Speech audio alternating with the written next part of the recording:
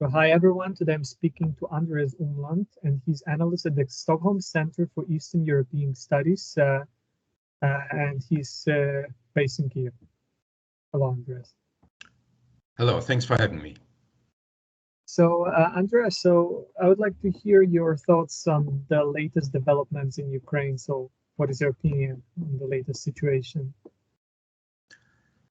Well, the situation is tense. As you may know, there are quarrels here between Klitschko and Zelensky. There are also rumors that there are tensions between Zaluzhny, the chief of the general staff, and Zelensky. But I think these tensions are in a way natural in that the stakes are very high. The decisions are those with large consequences, and that's why decisions are very disputed, and the resources are very scarce, especially now that the currently approved funding is ending, and the new improvement of funding has not yet gone through, neither in the European Union nor in the US. We are speaking now here on the 31st of January.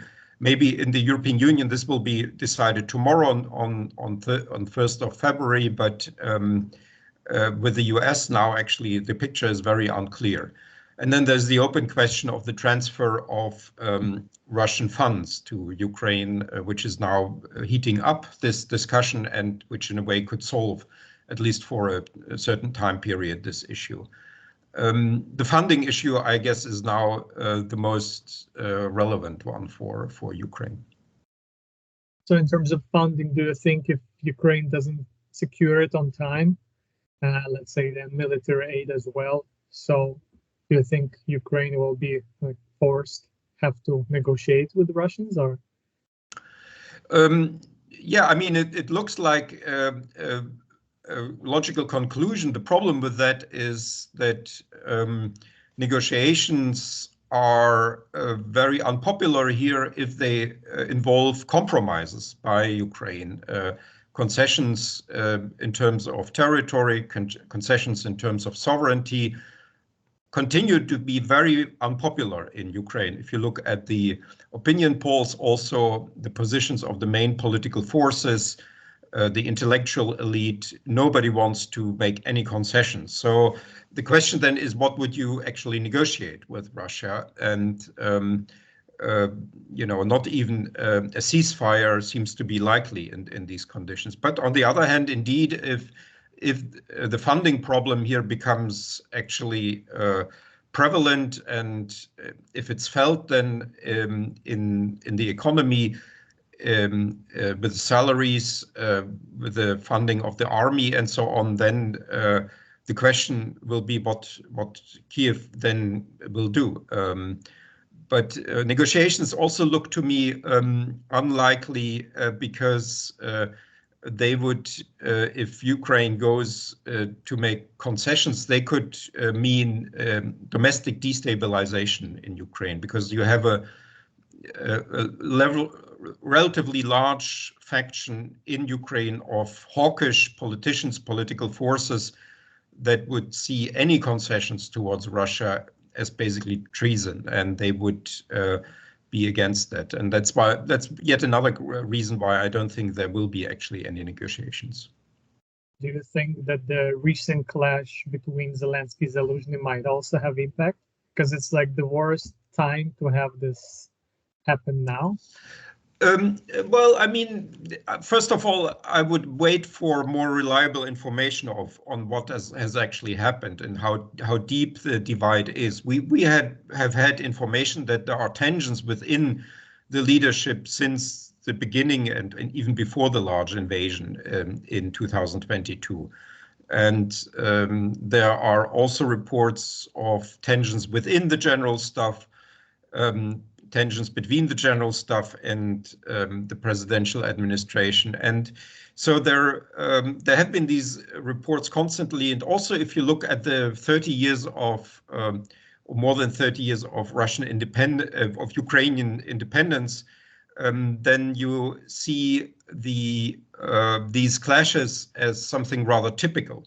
You know, if one remembers, for instance, the clashes between President Yushchenko and Prime Minister Tymoshenko, you know, they were fighting each other constantly. And so now Zaluzhny has become a rather popular figure. He has also become, you know, eminent in the Western context. He has published in Western outlets and so on. And although he does not seem to have any political ambitions, he is a political heavyweight just by the virtue of his function, and that then creates these tensions with the political leadership, with the elected leadership, and gives not a very nice picture, but that is also how Ukrainian politics functions and has also functioned in peacetime. Lots of quarrels, even within the same political camp, and Zaluzhny and Zelensky and even Klitschko, I would say, they all belong to the same political camp in a larger dimension. Yes, there's no principal division between them, but these quarrels are in a way unfortunate. Indeed, they give a strange picture to the outer world. And do you feel like Ukraine could have lost this momentum because counteroffensive failed and Russia really sped up its military production, and it seems like it surpasses Ukraine in every way, and there is a risk that they actually can like break through in many areas and really take over Luhansk, Donetsk, and in the south? Do you think there is like a risk of that? I think there is something like a stalemate now, but it's I think only temporary, and well, it will depend largely on the Western support and the size of the Western support, the kind of Western military support and other support. And it can change again. And that was also one of the purposes, I guess, of this foray of Zaluzhny into the Western press and his article in The Economist, where he has outlined why the counteroffensive failed and what he needs to conduct a more successful counteroffensive. And so I wouldn't see it sort of on the brink of a collapse here yet, but it's certainly now I would see it rather as an interregnum, and I hope that the West will get its act together and that the funding and also the respective then technology will be forthcoming. Maybe February will already have a few important decisions. We had just a few days ago, a couple of weeks ago, this encouraging agreement that was signed between the UK and between the United Kingdom and Ukraine, and which is a rather large agreement. It's not just a memorandum; it's actually a treaty, and it has a very good text. And if that becomes the model for agreements with France, with Germany, and so on, this looks actually good. This is not NATO membership, but if Ukraine can get many agreements like that, then it will be in a better position by the end of this year. And this agreement that you brought up, do you think it actually has strong assurances? Because it feels like it reminds me a bit of the Budapest Memorandum. It's just like security assurance. It's not like guarantee that if something happens. No. I mean, if you look actually at the text of the Budapest Memorandum, what the UK there promised Ukraine is not to attack Ukraine. That was actually the only promise, the explicit promise that the UK made in the 1994 Budapest Memorandum. And so did the US, and so did Russia, and Russia violated then this Budapest Memorandum. But the only assurances that the UK and the US gave in this memorandum was to not attack Ukraine. And so they didn't, or to exert political and economic pressure.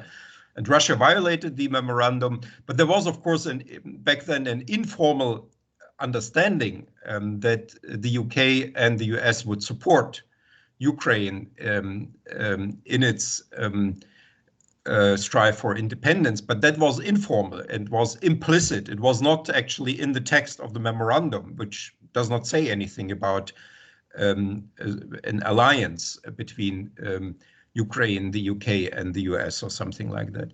This is now actually the agreement between the UK and Ukraine looks to me like an alliance. It's an agreement that is very far-reaching, that has lots of details on various fields. It's not yet a full military union. It's not something like Article 5 of the Washington Treaty of NATO, but it is rather far-reaching, and in it the UK commits to many years. There's even at some point there's mentioned actually that this would be a 100-year alliance between the UK and Ukraine. So this is a far more serious commitment on the side of the UK than the Budapest Memorandum. And if that becomes then now the model for similar treaties, bilateral treaties of Ukraine, then this is actually a very good sign. That means that these countries will continue to support Ukraine in all sorts of ways, not just in military. They are not committing their troops to send their troops to Ukraine, but maybe that is also not necessary. What Ukraine needs is the appropriate military technology and the economic and humanitarian support. All right. And do you think if, let's say, Ukraine gets this aid and secures, do you think it's realistic for Ukraine, to reconquer all those lost territories? Because lots of experts are saying that Ukraine should seek negotiation, give up Crimea, and then seek Euro-Atlantic European integration. But it seems like Russia doesn't even want to negotiate at all at this point. They just want Ukraine not to exist, right?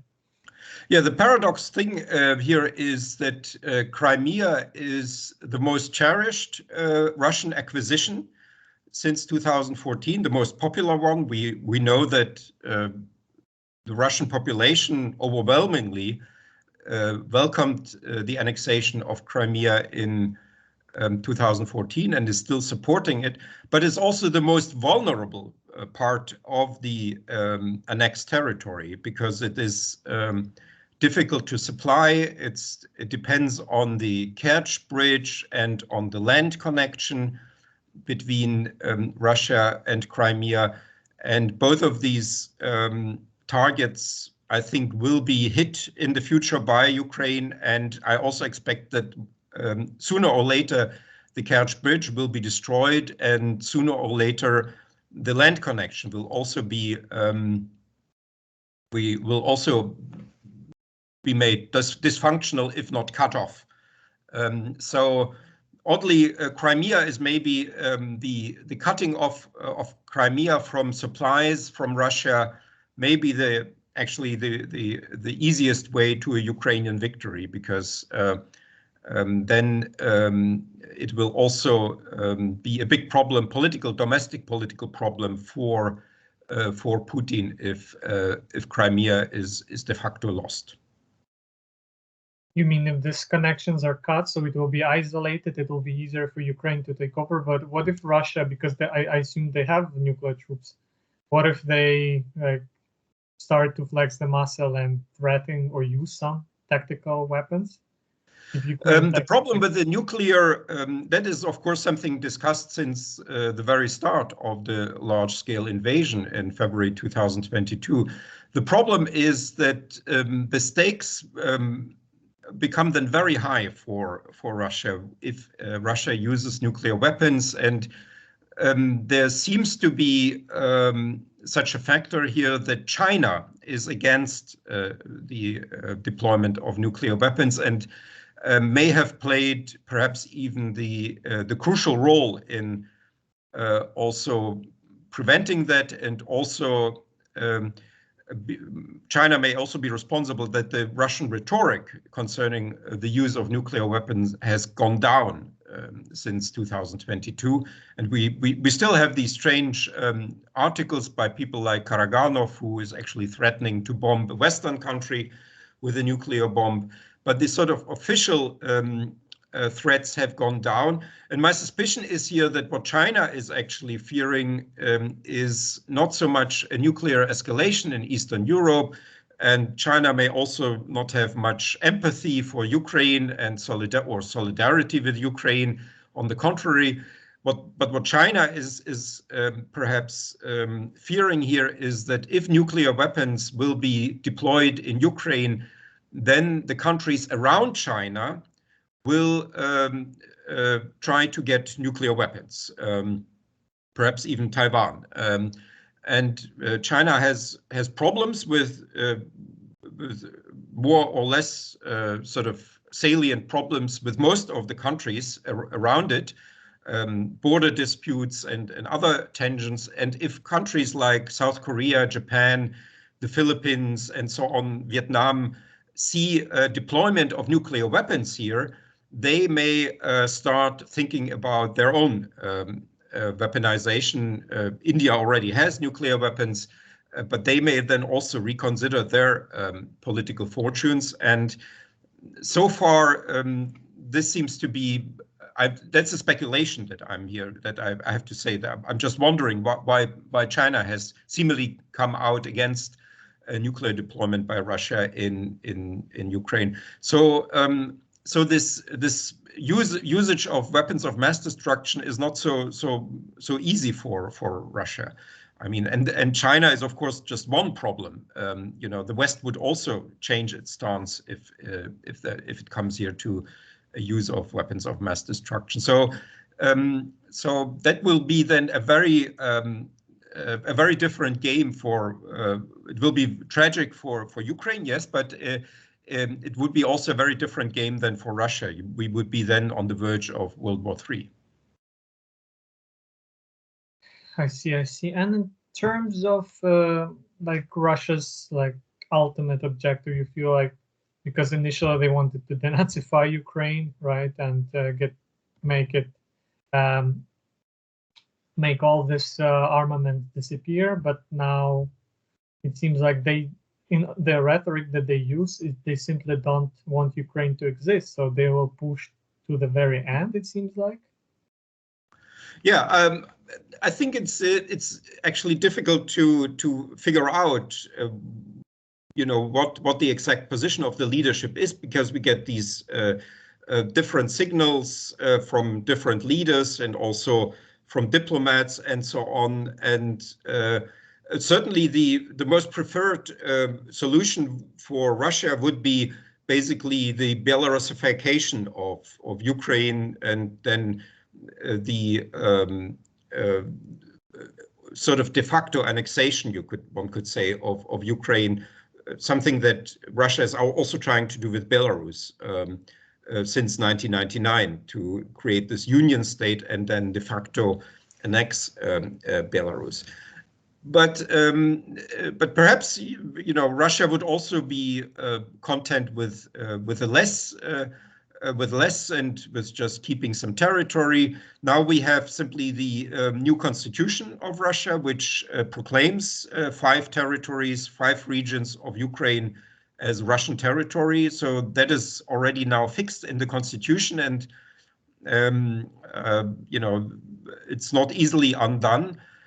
So what the exact aims here are, and what would be sort of for Russia acceptable, is difficult to say. I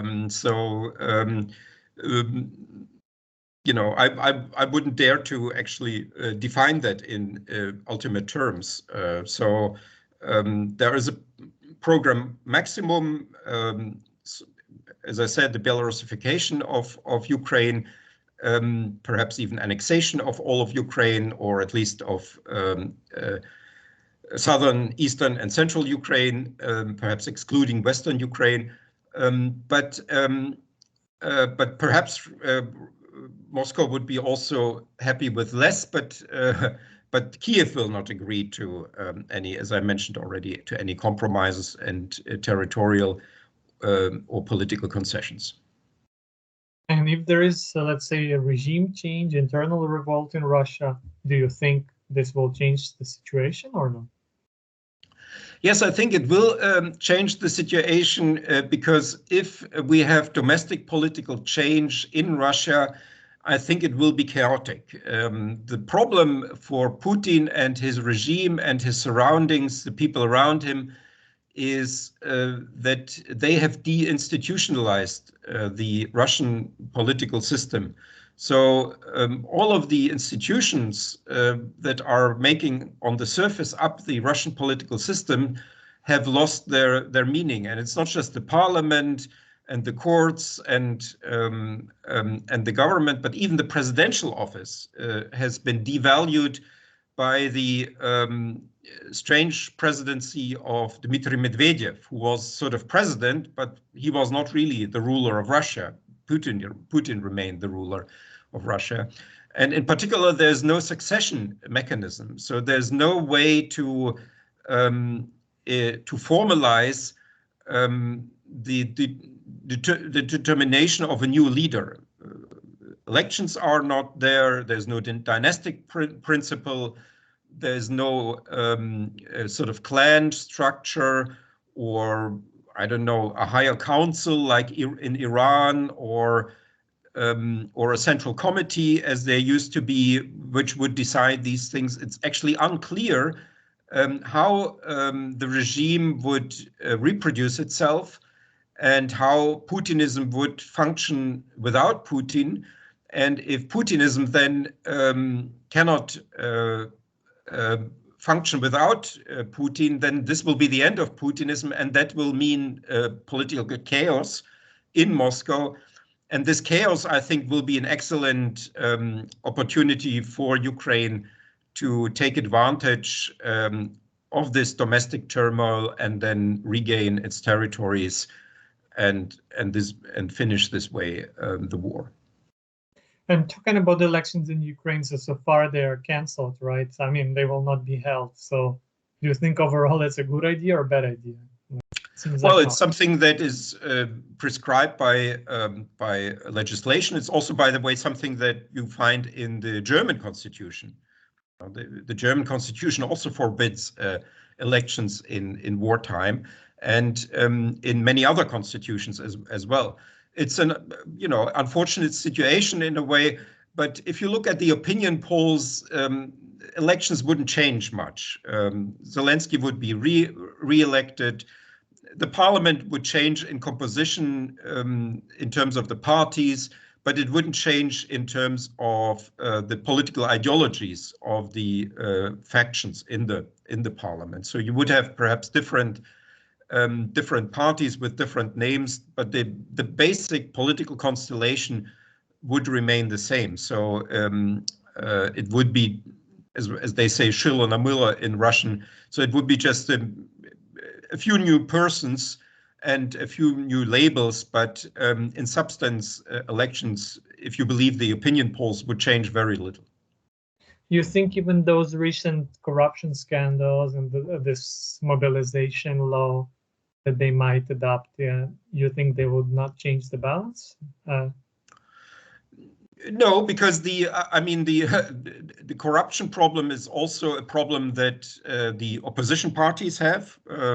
Poroshenko has been president too and has been accused of his surroundings have been accused of corruption.